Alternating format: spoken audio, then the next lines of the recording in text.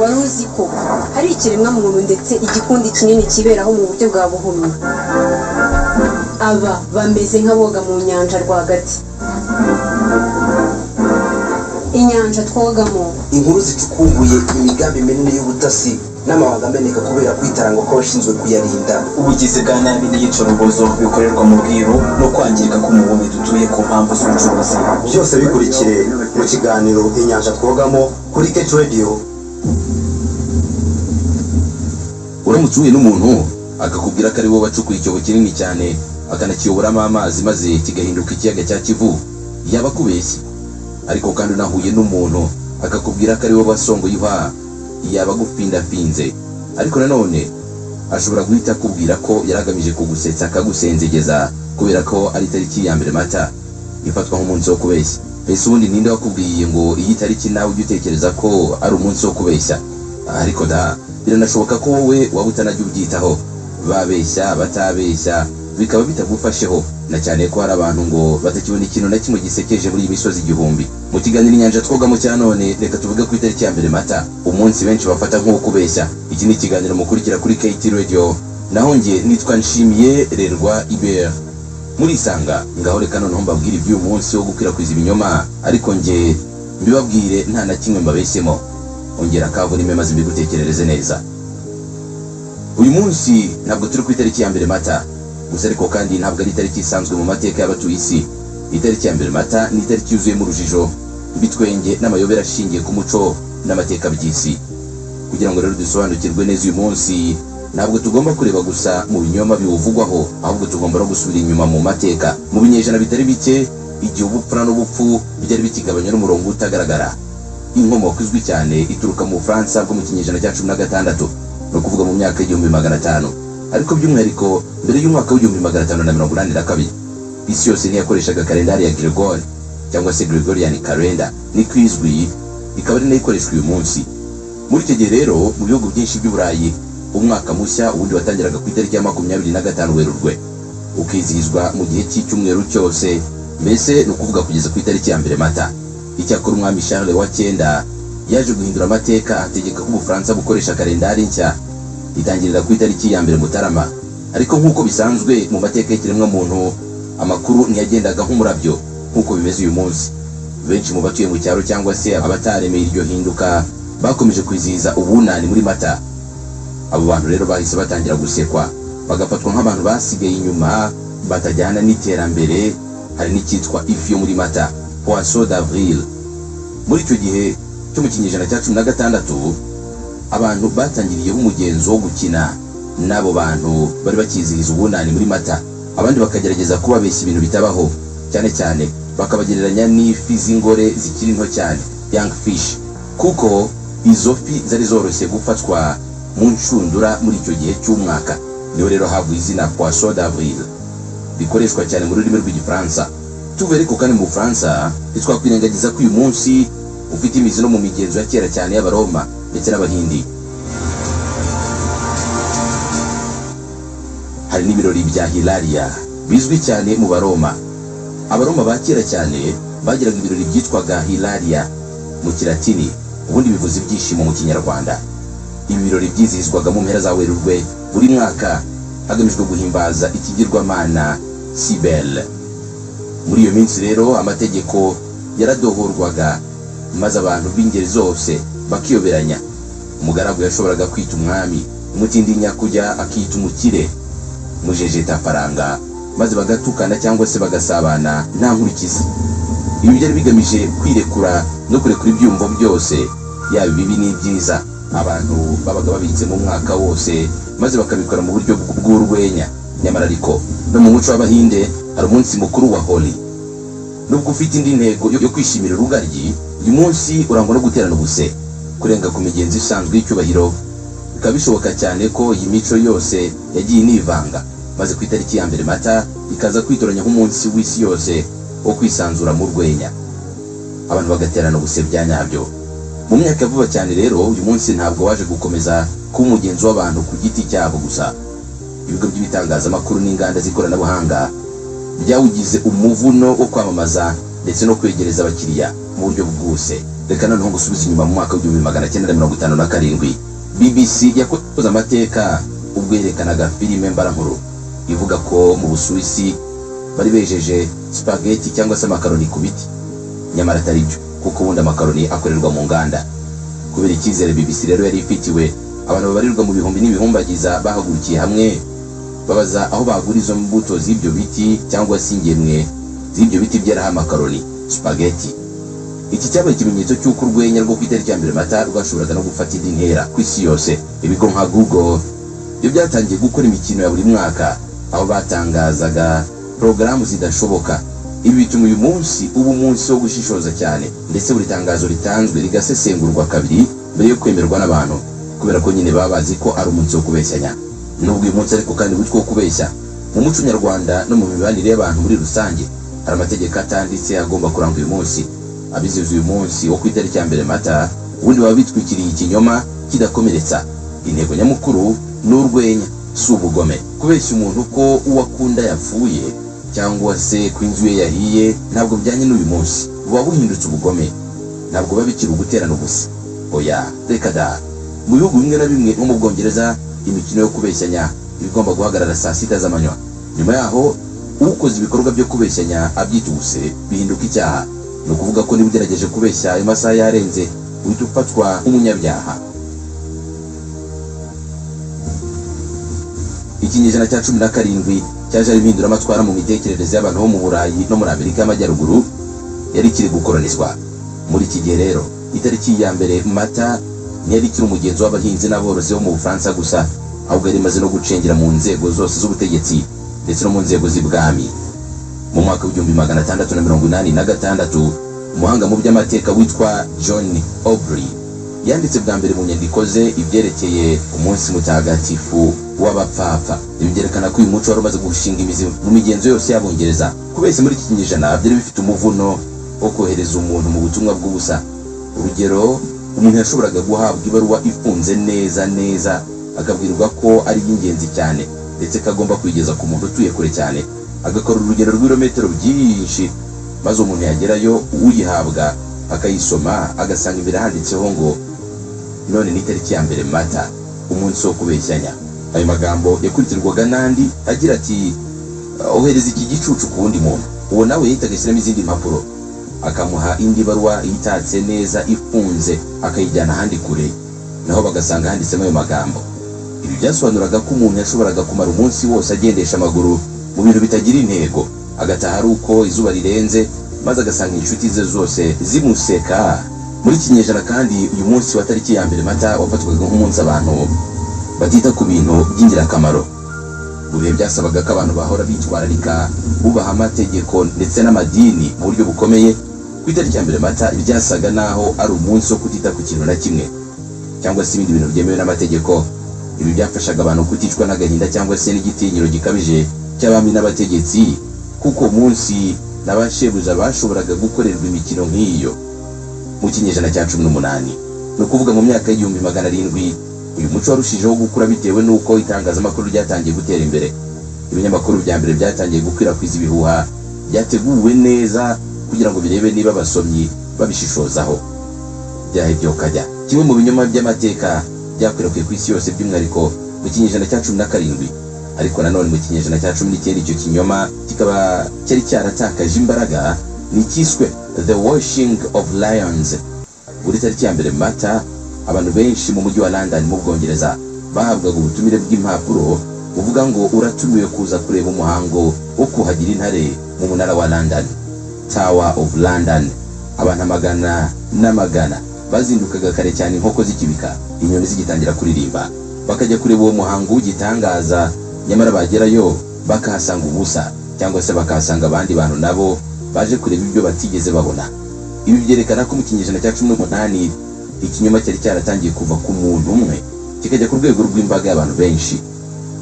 Muri iki gihe kandi mu Bwongereza no muri Ecosse abantu barushijeho gukura uwo muco mu bantu bamwe, ahubwo bawushyira mu mibanire ya buri munsi yabo. Umuntu yashoboraga kubeshya undi ko inkweto ye yacitse, cyangwa se ko inyuma ku mwenda we hariho ikizinga cy'amaraso, nyamara ari ikinyoma. bitandukanye no kubabwira umuntu ko umukunzi we yapfuye cyangwa se ko inzu ye yahiye. Ibinyoma mbese batangiye gusukamo amazi bikoroha. Iyo umuntu yabaga arebye neza icyo gihe yasangaga ntacyo bitwaye ko umuntu yamubeshya ko ishati ye yanduye nyamara itanduye, bitandukanye n'uko wabeshya umuntu ko inzu ye yahiye cyangwa se umukunzi we yapfuye mukamutacana uwaka. Icyagaragaye cyane mu kinyejana cya 18 ni uko uyu munsi watangiye kwifashishwa noneho mu rwego rwo kurongora cyangwa se gutereta. Abasore babeshyaga abakobwa ko hari ubutumwa babandikiye cyangwa se babateguriye, maze uwo mukobwa yagera aho yatumiwe kugira ngo ahabwe ubutumwa yagenewe agasanga ari ururabo ruriho agapapuro kanditseho gusa, bikaba intangiriro y'umubano ushingiye ku rwenya n'ibyishimo. Icyiciro cy'uburambe bw'uyu munsi mu Rwanda si kirekire cyane ugereranyije n'i Burayi, kuko uyu muco waje uzanwe n'abazungu b'abakoloni ndetse n'amashuri. Icyakora waracengeye cyane ku buryo ugaragara no mu ngeri zitandukanye z'ubuzima bw'abanyarwanda. Mu Rwanda ku itariki ya 1 Mata, iyi ni itariki ikunze kwizihizwa cyane mu rubyiruko n'abanyeshuri. Umunyeshuri arabyuka ugasanga abeshya abandi ko umuyobozi w'ishuri amushaka cyane, nyamara amubeshya. Umunyeshuri akagenda yikandagira afite ubwoba bw'ibyo yakoze, atanazi neza cyangwa atibuka. Yagerayo agasanga umuyobozi ari mu bindi, maze bagenzi be bakamuseka cyane. Mu myaka ya vuba uyu muco winjiye no mu nzego z'ubucuruzi n'akazi mu Rwanda. Mbese ugasanga abakozi babeshya bagenzi babo ko imishahara yatinze cyangwa se hari amabwiriza mashya y'akazi yaje avuye mu nzego zo hejuru. Icyakora bitandukanye n'amateka ya kera, mu Rwanda uyu muco ukoreshwa mu buryo buciriritse cyane, kubera ko umuco nyarwanda uha agaciro gakomeye ubupfura n'ukuri. Ikinyoma kirengereye cyangwa se gikabije gishobora gufatwa nko kutiyubaha, bityo abanyarwanda rero bakunze kubikora mu rwenya rworoheje cyane kandi rugaragarira buri wese. Iyi tariki ya 1 Mata igeze, imbuga nkoranyambaga nka X yahoze yitwa Twitter, Instagram na WhatsApp mu Rwanda ziba zuzuyeho amatangazo atandukanye. Rimwe na rimwe ibinyamakuru by'imbere mu gihugu bigasohora inkuru zisekeje, nko kuvuga ko ikiyaga cya Kivu cyahindutse amata. Abantu bamwe bakaba babyemera, ariko ari abadafite amakuru ku bijyanye n'umunsi wa tariki ya 1 Mata. Abandi bakaba babikosora cyangwa se bakabibona nk'ibintu bitabareba biteye hasi. Ibi byose bigaragaza uburyo isi yabaye umudugudu umwe, aho umugenzo watangiriye mu Bufaransa mu myaka 500 ishize ubu wizihizwa n'i Kigali, Butare, Musanze, yewe naho muri Nyakiro cyangwa muri Gahihi mu buryo bumwe n'ubw'ipari mu Bufaransa cyangwa se Londres mu Bwongereza. Hari naho kandi ikinyuma kigera kikaba nk'ukuri kuzuye. Urugero nko mu mwaka w'1972 abashakashatsi mu by'ubunyabuzima bavuze ko bavumbuye inyamaswa yapfuye kera cyane iteye ubwoba mu kiyaga cya Loch Ness muri Ecosse.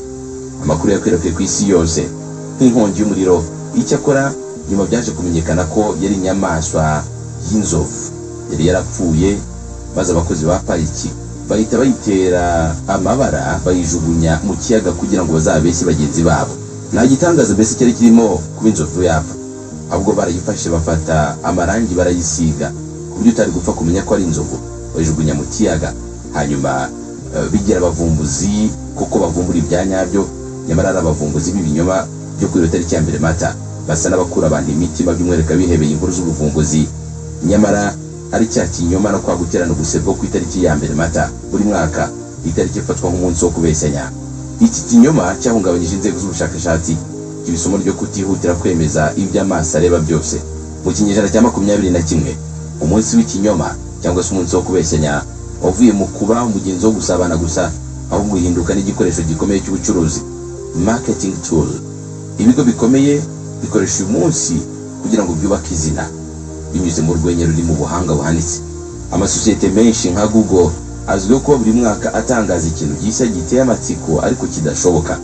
Urugero, bigeze gutangaza uburyo bwa Google Gap, ikinyoma cyatuma umuntu ukibonye agira ubwenge bwinshi maze agashobora gukoresha murandasi mu buryo bwihuse. Mbese bavugaga ko iri ari ikoranabuhanga rishobora gutuma umuntu akora nk'uko murandasi ikora. Ibi byatumye abantu batekereza kuri icyo kigo cyane, ndetse bashaka no kumenya niba koko ari byo cyangwa atari byo, maze bigatuma kandi iki kigo kiguma mu mitwe y'abantu ku buryo kukibagirwa bigorana. Ubu ni uburyo bwo kwamamaza buhanitse. Iyi sosiyete rero icuruza ibiribwa yitwa Taco Bell mu mwaka w'1996 yasohoye amatangazo mu binyamakuru bitandatu bikomeye muri Amerika bivuga ko yaguze inzogera y'amateka y'ubwigenge kugira ngo ifashe leta kugabanya imyenda. Abantu bararakaye cyane. Imyigaragambyo itangira gutegurwa muri Philadelphia. Byasabye ko ibiro by'umukuru w'igihugu muri Leta Zunze Ubumwe za Amerika byitwa White House bihita bisohora itangazo rivuga ko ari urwenya rwo ku itariki ya 1 Mata. nubwo ariko kandi cyari ikinyoma. Uwo munsi Taco Bell yagurishije ibiribwa byinshi cyane kuko izina ryayo ryari ryamamaye mu gihugu hose mu masaha abiri yonyine. None se ahubwo kubeshya ku itariki ya mbere Mata bifite aho bigarukira? Iki ni ikibazo kidasanzwe kandi kigibwaho impaka mu nzego z'ubupfura n'ubuvanganzo. Mu bihugu bimwe na bimwe byo ku isi hari abantu bagiye bakora ibinyoma bikarenga imbibi bikavamo ibyaha bihanirwa n'amategeko. Urugero, kubeshya ko hari igisasu mu kigo cy'ishuri cyangwa ku kibuga cy'indege witwaje ko ari ku itariki ya mbere Mata. Ibi ntabwo byafatwa nko gutebya ku itariki ya mbere Mata cyangwa se umunsi wo kubeshyanya, ahubwo ako kanya bihita bifatwa nk'icyaha, ikinyoma cy'iterabwoba. Ibi bihanwa n'amategeko. Amateka kandi atwibutsa ko umunsi w'ikinyoma ukwiye kurangwa n'ubupfura. Nko mu muco nyarwanda tuvuga ko ikinyoma cyicaza umuntu ku ntebe, ariko kandi ntikimwicaza ku ntebe y'icyubahiro. Ibi bivuze ko niyo twaba twizihiza uyu munsi mu buryo bw'urwenya, tugomba kuzirikana ko icyubahiro n'umutekano by'abandi biri imbere y'ibitwenge byacu. Ingaruka z'ikinyoma ku buzima bwo mu mutwe nazo zirahari. Abahanga mu byerekeye imitekerereze ya muntu bavuga ko uyu munsi wo kubesanya itariki ya mbere Mata ushobora gutera urujijo ku bantu bafite ihungabana cyangwa se abantu basanzwe bafite ibibazo byo kwizera abandi bakabatenguha, bakaba bafite ibikomere bagendana. Niyo mpamvu rero mu kinyejana turimo hariho umuvuduko w'abantu basaba ko uyu munsi wahindura isura ukaba umunsi w'urwenya ariko rutagamije gukomeretsanya, aho ku munsi w'ikinyoma gishobora no kuvamo ibyaha bihanwa n'amategeko. Mu gihe umuco wa tariki ya mbere Mata ufatwa nko mu burengerazuba bw'isi, amateka atwereka ko utigeze uheza n'indi migabane, nubwo hari aho wahuriye n'inzitane z'amadini cyangwa se imigenzo gakondo y'ibihugu bitandukanye. Nko muri Iran hari umugenzo umaze imyaka 2000 witwa Sizda Bedar wizihizwa ku munsi wa 13 w'umwaka mushya wabo. Ibi biba mu mpera za Werurwe cyangwa se tariki ya mbere n'iya kabiri z'ukwezi kwa Mata. Kuri uyu munsi abantu basohoka mu nzu bakajya mu busitani no mu misozi kugira ngo birukane umwaku. Kimwe mu biranga uyu munsi ni ugukina imikino y'urwenya no kubeshyanya hagati yabo. Bikaba byatuma rero uyu munsi ufatwa nk'uw'ikinyoma wa kera cyane mu mateka y'ikiremwamuntu kuruta n'uyu wo mu Burayi. Ibi byerekana ko rero gutaraka abantu babyina ndetse no gusabana bidasanzwe mu rwenya rwinshi ari ibintu bifite imizi mu kiremwamuntu cyose utitaye ku hantu gerereye. Mu bihugu by'Abarabu uyu muco urazwi cyane ariko ntabwo wizihizwa ku rwego rwo hejuru nk'uko bimeze mu Burayi. Bamwe mu bayoboke b'idini ya Islam kuri uwo mugabane mu bihugu byinshi by'Abarabu bakunze kugendera kure kuko idini ryabo ryigisha ko ikinyoma ari kibi mu bihe byose, kabone niyo cyaba ari urwenya. Icyakora mu mijyi nka Beirut muri Libani cyangwa se Cairo mu Misiri usanga urubyiruko rwinshi ruzirikana uyu munsi rukora udukoryo n'urwenya ku mbuga nkoranyambaga zitandukanye, ariko rukitwararika cyane kugira ngo rudateza akavuyo mu mibanire y'abantu cyangwa se mu nzego z'idini. Mu kinyejana cya 20 n'ikinyejana cya 21 uyu munsi wagiye ufatwa nk'ikibazo cy'umutekano cyangwa se igikoresho cy'icengezamatwara, propaganda mu nzego za leta.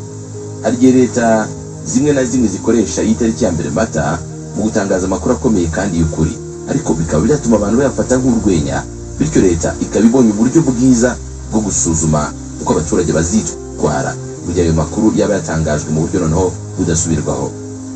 Urugero ruzwi rwo mu mwaka w'1946 mu birwa bya Hawaii habaye umutingito ukomeye wateje inyanja kuzura, bizwi nka tsunami. Ubwo abayobozi rero batangazaga ko abantu bagomba guhunga vuba na bwangu, benshi mu baturage ntibabyizeye kuko bibwiraga ko ari urwenya rwa tariki ya mbere Mata, umunsi wo kubeshyanya. Iki cyago cyahitanye abantu benshi cyane. Ibi isomo rikomeye mu nzego z'umutekano ko hari amakuru atagomba gukinishwa kuri uyu munsi wa tariki ya mbere Mata. Mbese abantu badakwiye kumva ko amakuru yose atangazwa kuri iyo tariki aba ari ibinyoma. Hari ibihugu byinshi bifite amategeko akaze cyangwa se imico ikomeye yigeze kugerageza kubuza uyu munsi, nko mu Bushinwa urwego rushinzwe itangazamakuru rwigeze gusohora itangazo rivuga ko uyu munsi wo kubeshyanya tariki ya mbere Mata itajyanye n'indangagaciro z'umuco w'Abashinwa, bityo ko ibitangazamakuru bitagomba gusohora amakuru y'ibinyoma ashyigikira uyu muco bo batemera neza. Ibi byerekeza ku mitekerereze ya leta y'Ubushinwa ihuza itumanaho n'ukuri kw'ishyaka, ariko ubutegetsi muri icyo gihugu abo badashaka ko habaho urujijo rw'amakuru mu baturage. Tuvuye ariko kandi mu mateka ya za leta, reka noneho tugaruke mu mapaji y'ibitabo. Ubuvanganzo nabwo bwagize uruhare rukomeye cyane mu gusigasira uyu muco ndetse no kubaka mu mitekerereze y'abantu. umuhanga mu buvanganzo wo mu Bwongereza William Shakespeare, by'umwihariko inkuru ze yagiye yandika zisa n'ikinamico zivuga kuri uyu munsi. Mu by'ukuri ibyo yandikaga ntabwo byabaga ari ibinyoma bisanzwe, ahubwo byabaga ari ibinyoma birimo ubuhanga, birimo inganzo, ku buryo umuntu yashoboraga kubyumva bikamunezeza, nyamara nyuma akaza kubabara kubera ko nyine ari ibinyoma byo kuri ya tariki ya 1 Mata. Ibi bifitanye isano ya hafi n'intego y'itariki ya 1 Mata, uburyo bwo kurekura ukuri gukomeye mu isura y'ikinyoma cyangwa se urwenya. Hari aho rero abanditsi batandukanye hirya no hino ku isi bajyaga bafata uyu munsi wa tariki ya 1 Mata bakawukoresha mu gutambutsa ubutumwa bukakaye kandi bw'ukuri, ariko bigafatwa nk'ikinyoma cya tariki ya 1 Mata, bukaba uburyo bwiza bwo kumenya uko abaturage bazafata icyo kintu mu gihe kizaba cyabaye icyanyacyo, cyangwa se ayo makuru mu gihe azaba yatangajwe bidasubirwaho. Nubwo ariko kandi abahanga mu mateka batiganda kuri uyu murongo, harabemera ko umwanditsi Geoffrey Chaucer yaba ari we wa mbere wanditse ku munsi wo kubeshya mu gitabo cye The Canterbury Tales. Avugamo inkuru y'inkoko yashutswe n'ikirura ku munsi witwa March 32nd, no kuvuga mbese ku itariki ya 1 Mata. Nubwo handitse mu rurimi rwa kera rushobora gusobanurwa mu buryo bwinshi, iki gitabo ubundi ni kimwe mu bimenyetso byerekana ko urwenya rwo muri Mata, by'umwihariko ku itariki ya 1, rwari rwarinjira mu bitekerezo by'abanditsi b'ibitabo kuva na kera na kare. Muri iki gihe noneho tugezemo cy'ubwenge buhangano AI, Artificial Intelligence, n'amakuru y'ibinyoma akwirakwizwa vuba cyane, ibizwi nka deepfakes. Uyu munsi wa tariki ya 1 Mata uhuye neza n'ikibazo gishya gihari. Niba mu kinyejana cya 18, no kuvuga mu myaka y'1700, ikinyoma cyari ukubeshya umuntu ku munwa.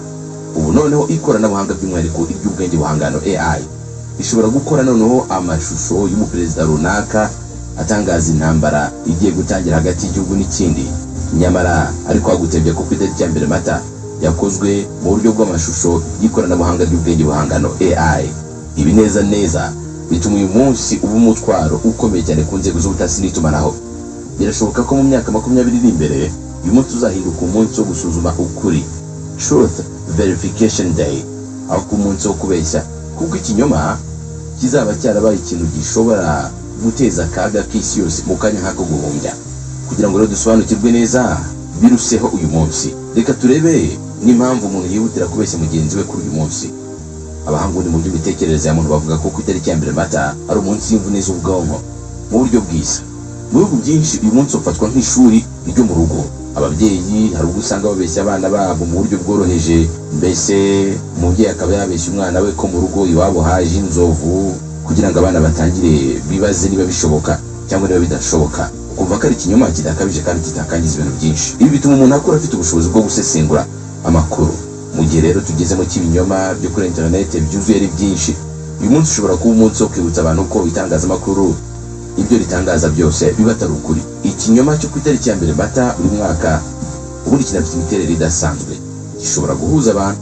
Nibyo, iyo umuntu akubeshye maze ukaza kumenya ko ari urwenya guteraga, mufatanyiriza hamwe guseka icyo gikorwa mu gihe ariko bitagukomerekeje. Ibi bikora ibyitwa social glue, cyangwa se icyemezo cy'imibanire ikomeye ihamye, bitandukanye n'ikinyoma kibi kigamije kwiba cyangwa se guhemuka. Ikinyoma cya tariki ya 1 Mata cyatangiye ari nk'uburiganya, ariko kandi bworoheje, bugamije gusetsa, bugamije kwerekana ko twese turi abantu kandi dushobora kwibeshya. Mu muryango uyu munsi wa tariki ya 1 Mata ufata indi sura. Hari imigenzi itandukanye yagiye ihererekanywa kuva mu kinyejana cya 18 kugeza magingo aya, ishingiye ku nshingano z'abantu mu rugo. Muri Ecosse hari akamenyero ko kumanika udushumi ku myenda y'abandi. Umwana yashoboraga gufata agapapuro kanditseho ngo nkubita cyangwa se nkandagira, akamarika mu mugongo wa mugenzi we, noneho undi yamubona akaba yamukubita igisi cyangwa igipfunsi mu mugongo kubera ayo magambo yanditseho, undi agatungurwa, nyamara atazi ko ari igipapuro cyanditse mu mugongo we ko akwiye gukubitwa n'abamubonye bose. Iyo nk'umubyeyi yagendaga mu muhanda afite igipapuro mu mugongo kigaragaza amagambo agira ati nkubita cyangwa se nosha cyangwa se nsiga ibyondo n'ibitaka, abamubonaga bose baramusekaga. Byabaga ari nk'ibyishimo byo mu muryango wose, ariko kandi bikanerekana ko umunsi ushobora guhungabanya imitekerereze y'abantu bamwe na bamwe, kuko abantu bose badafite ubushobozi bwo kwakira ibintu kimwe. Mu myaka myinshi ishize, mu gihe abagore batari bafite ijambo ryuzuye mu muryango cyangwa se muri politike, uyu munsi bawukoreshaga mu buryo bw'ubwenge. bashoboraga kubeshya abagabo babo ko ku bintu by'ubucuruzi cyangwa se amasoko, maze bakaza kubaseka nyuma mu gihe basanze n'ibyo bababwiraga ari ibinyoma. Ibi byari uburyo bwo kwerekana ko ubwenge n'ubushishozi bitagira igitsina bishingiraho, mbese umugabo cyangwa umugore. Hari igihe n'abahanga mu bya siyansi bifatanyaga n'abandi kuri iyi tariki, maze bakagira urwenya n'ubuse baterana, bigatangaza abatari bake. Ibi byerekanaga ko ubumenyi butagomba guhora bukaza iteka ryose, cyangwa se ari ibintu abantu bagomba kwitwararikaho cyane, n'abahanga bagaseka. Na cyane ko abahanga bo hambere burya ntibapfaga guseka uko babonye. Mu myaka y'1930 hari abahanga mu by'ubunyabuzima muri Amerika babeshya abantu ko bavumbuye inyamaswa ifite amaguru y'iburyo maremare kuruta y'ibumoso kugira ngo ishobore kugenda ku misozi ihanamye. Abantu benshi batangiye kwandika mu binyamakuru bibaza niba koko iyo nyamaswa itagwa igihe igeze ahantu noneho hadahanamye. Nyuma ariko kandi byaje kumenyekana ko cyari ikinyoma cyo ku itariki ya 1 Mata, cyateguwe n'abashakashatsi bashakaga kureba niba koko abaturage bakurikira inyandiko zabo. Hari n'igihe ibinyamakuru by'ubuvuzi byasohoraga inyandiko zivuga ko guseka cyane ku itariki ya 1 Mata bishobora gukiza indwara z'umutima. Nubwo cyabaga ari ikinyoma mu rwego rw'imibare, cyabaga gifite ukuri mu rwego rwa siyansi, kuko ubundi guseka bizamura imisemburo y'ibyishimo. Rimwe na rimwe uyu munsi wahuraga n'ibihe bibi by'amateka y'isi, bigatuma noneho urwenya rucogora. Ni ukuvuga mbese nk'itariki ya 1 Mata mu gihe yageraga igihugu runaka cyangwa igice runaka cy'isi kiri mu bihe by'intambara, abantu ntabwo babaga bafite byinshi byo guseka. Iyo mikino ntabwo babaga bayifitiye umwanya. Mu gihe cy'intambara ya mbere y'isi ndetse n'iya kabiri, uyu munsi ntiwizihijwe cyane cyane mu bihugu by'Uburayi, kuko abantu bari bafite ubwoba bw'amakuru mabi y'ukuri. Icyakora hari abasirikare bakoreshaga uyu munsi mu buryo bwo guhumuriza bagenzi babo. Umusirikare yashoboraga nko kubeshya mugenzi we ko intambara yarangiye, maze agahita avuga ko ari ya tariki ya 1 Mata. Nubwo byabaga biteye agahinda, ariko kandi byabaga ari n'uburyo bwo kwerekana icyifuzo cyabo cyo gutaha mu ngo zabo no guhagarika intambara. Mu mwaka wa 2020, uyu munsi wa tariki ya 1 Mata waje isi yose iri mu bihe by'akaga k'icyorezo cya COVID-19. Ibigo byinshi nka Google byatangaje ku mugaragaro izuba riva ko bihagaritse uyu munsi wa tariki ya 1 Mata, umunsi wo kubeshya, ariko waruhagaritswe muri uwo mwaka gusa mu rwego rwo kubaha abantu bari kwibasirwa n'icyorezo cya COVID-19 abandi bapfa, ndetse no kwirinda gukwirakwiza amakuru y'ibinyoma mu gihe amakuru y'ubuzima bw'abantu muri icyo gihe ariyo yari akenewe cyane. Ibi byerekanye ko uyu munsi wa tariki ya 1 Mata ufite byinshi usobanuye ku marangamutima ya muntu. Kugerageza gusobanura neza uyu munsi ntabwo byagarukiye hano gusa ku isi, ahubwo byageze no mu isanzure. Kuvumbura amazi kuri Mars ku itariki ya 1 Mata muri 2005, ikigo cy'abanyamerika gishinzwe iby'isanzure NASA cyasohoye ifoto inyuzwa kuri internet bivuga ko bavumbuye amazi menshi cyane ku mubumbe wa Mars. Abantu baratangaye cyane maze barabitegereza, gusa basanga iyo foto ari ikirahuri cy'amazi kiri hejuru y'agakayi. Baraseka cyane, gusa cyari ikinyoma nyine cyo ku itariki ya 1 Mata. Mu kinyejana cya 20 n'icya 21, abahanzi batandukanye nabo ntibatanzwe mu gusohora ibihangano ariko bijyanye n'uyu munsi wa tariki ya 1 Mata, umunsi wo kubeshyanya. Muzika ururimi rw'isi yose yifashishijwe mu gukwirakwiza urwenya rwa tariki ya 1 Mata mu buryo bwumvikanira mu matwi gusa, bigatuma rero abantu barushaho gutega amatwi bakanabyibazaho. Hari abahanzi bakunze gutangaza kuri uyu munsi ko basohoye za alubumu nshya zifite amazina atandukanye ariko adasanzwe, cyangwa se ko bagiye gukora n'indirimbo n'abandi bahanzi bakomeye mu isi, nyamara atari byo. Iyo abafana rero babaga bagerageje cyangwa se uyu munsi bagerageje gushaka izo ndirimbo abahanzi bihebeye bakoranye n'abandi bihebeye bagasanga ntazihari, hagati yabo batangiraga cyangwa se na n'ubu batangira kubwirana ko babeshywe. Ibishimangira cya kinyoma cyo ku itariki ya 1 Mata, umunsi wo kubeshyanya. Mu myaka y'1940 n'1950, mbere y'uko televiziyo zitangira kwamamara, radiyo niyo yari umwami w'itumanaho. Ku itariki ya 1 Mata, abanyamakuru baza radiyo, by'umwihariko abakunze gukora udukoryo tw'amajwi. Urugero, hari nka radiyo mu Bwongereza yigeze gukina amajwi y'inyoni zivuga nka muntu. Radiyo icisha ayo majwi ivuga ko hari ubwoko bushya bw'inyoni bwavumbuwe bushobora gusoma amakuru kuri radiyo. Inyoni igasoma amakuru ya saa 12:15. Abantu benshi batangiye guhamagara kuri radiyo y'aho ngaho mu Bwongereza bibaza niba koko izo nyoni zishobora kwigisha abana babo kuvuga, na cyane ko nyine baramaze kubwirwa ko izo nyoni zavumbuwe zishobora gusoma amakuru kuri radiyo, ariko ntabwo byari byo. ibi byerekanaga ko imbaraga z'ijwi zihari kandi ari nyinshi mu kurema ukuri kutariho. Ubu noneho tugeze mu bihe uburyo bw'amakuru akwirakwizwa butakiri mu maboko y'abantu gusa, ahubwo buri mu maboko y'ibyitwa algoritme cyangwa se ubwenge bukorano. Ushobora kumenya icyo umuntu runaka akunda kureba maze akajya gihabwa kenshi. Ibyo ukunda kureba bikajya biza muri telefone cyangwa mudasobwa yawe kenshi cyane. Byazanye nayo indi sura nshya ku itariki ya 1 Mata. Ikibazo gikomeye noneho kijya kiba kuri uwo munsi nuko imashini zishinzwe kugenzura amakuru nko ku mbuga nka Facebook cyangwa X yahoze yitwa Twitter zishobora kutamenya itandukaniro riri hagati y'urwenya rwo ku itariki ya 1 Mata n'amakuru y'ibinyoma. Mbese bya bindi ukunda kureba kuri iyo tariki bikaguhundagara hari byinshi nyamara ari ibinyoma. Niba ukunda gukurikira amakuru ya politike ku itariki ya 1 Mata ukaba wabona amakuru menshi ya politike, nyamara kubera ko ryakoranabuhanga rya algoritme rigenzura ibyo umuntu akunda kureba akagibana kenshi, kubera ko ritazi ko ari umunsi wo kubeshya rikaba ryaguha amakuru menshi yarakozwe na ryakoranabuhanga ry'ubwenge buhangano AI y'ibinyoma akakugera ari menshi akaba yanakuyobya mu gihe utashishoje neza ngo uzirikane ko ari ku itariki ya 1 Mata umunsi ufatwa nk'uko kubeshya.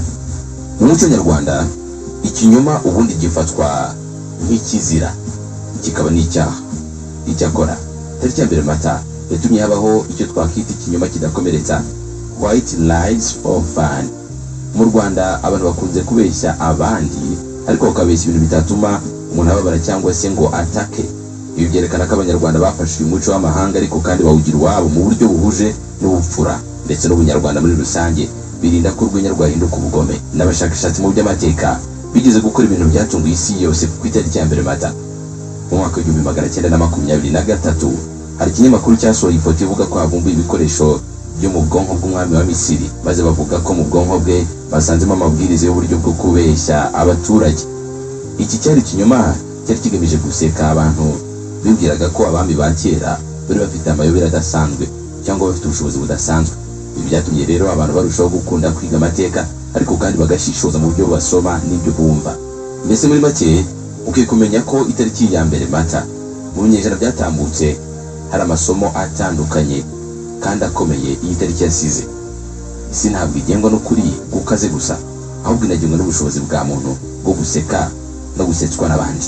Umunsi w'ikinyoma itariki ya 1 Mata ntabwo ari umunsi wo guhemuka, ahubwo ni umunsi w'ikiruhuko mu mitekerereze y'ikiremwamuntu. Mu isi yuzuyemo inshingano zikomeye, amategeko adahinduka, imibereho isaba guhora umuntu ari maso, itariki ya 1 Mata iza nk'umwanya wo gukuramo ikote ry'ubuzima bukaze.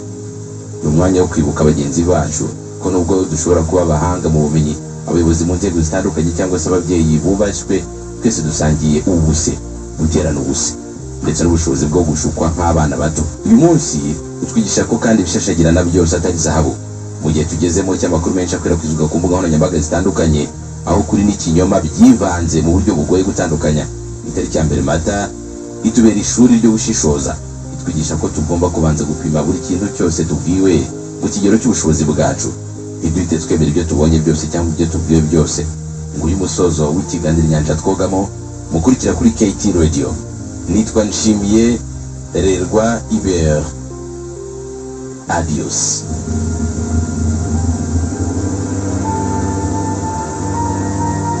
Hello, CQ. This is W9WZE Chicago. wari uzi ko hari ikiremwamuntu ndetse igikundi kinini kiberaho mu buryo bwa buhumyi.